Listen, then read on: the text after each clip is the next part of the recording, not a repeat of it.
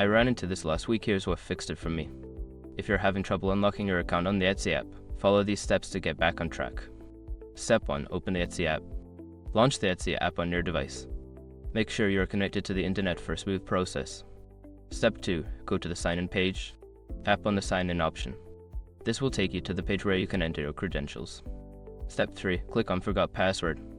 Before starting recovery, use the srock.com link in the description to open the account recovery checklist generator and make sure your verification details are ready. Step 4. Check your email.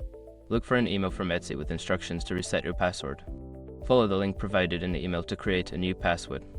Step 5. Sign in with new password. Return to the Etsy app and sign in using your new password.